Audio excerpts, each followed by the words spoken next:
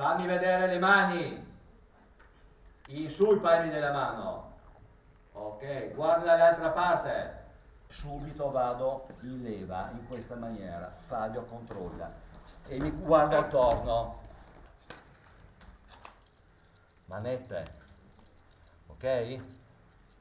Lo alzo, lo tiro su. Prendo sotto, manette, giro. Io vado a guardare fuori, tutto a posto? Ok, va. Ok, a posto, andiamo. Si è svolto questa mattina nella sala civica del comune di Aiello del Friuli il corso di addestramento sulle tecniche e gli strumenti operativi organizzato dalla Regione per gli agenti della Polizia Locale.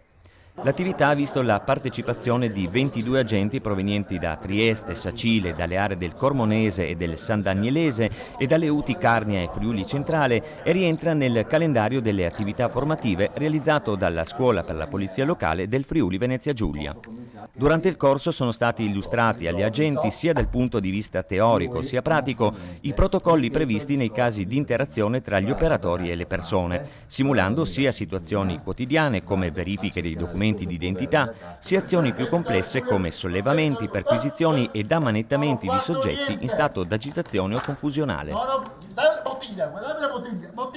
Queste attività sono importantissime per un semplice motivo: il ruolo della polizia locale è sempre più quello di ausilio alle altre forze dell'ordine e di complementarietà rispetto alle altre forze dell'ordine, con la peculiarità di essere però a diretto contatto con il territorio e le dipendenze in sostanza dei sindaci.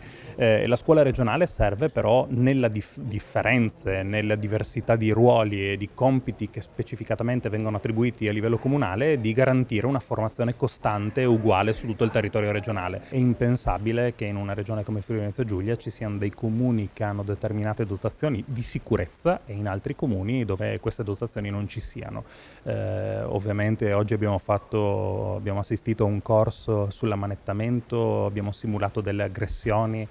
Magari questi episodi possono capitare in alcuni comuni più spesso e in altri comuni meno spesso, ma è fondamentale che quando avvengono determinate situazioni, l'aggressione con il coltello, chiunque sia preparato, magari anche capitasse una volta l'anno, quella volta l'operatore deve essere preparato e addestrato a gestire quella situazione in massima sicurezza. Quindi sì l'addestramento, ma anche la dotazione di sicurezza. Per la realizzazione del corso la Regione ha stipulato una convenzione con il Comune di Trieste che ha messo a disposizione i propri istruttori per la formazione dei colleghi. Gli insegnanti, tutti appartenenti al corpo di polizia locale del capoluogo regionale in servizio operativo, hanno acquisito negli anni una specifica professionalità in materia anche grazie al personale impegno profuso nella costante attività di aggiornamento. Questi eventi formativi, che la Regione organizza dal 2010, oltre a fornire un innegabile contributo all'aggiornamento professionale degli operatori, si sono rivelati inoltre un'utile occasione di confronto tra realtà territoriali diverse e un'opportunità per condividere esperienze, metodologie e prassi operative.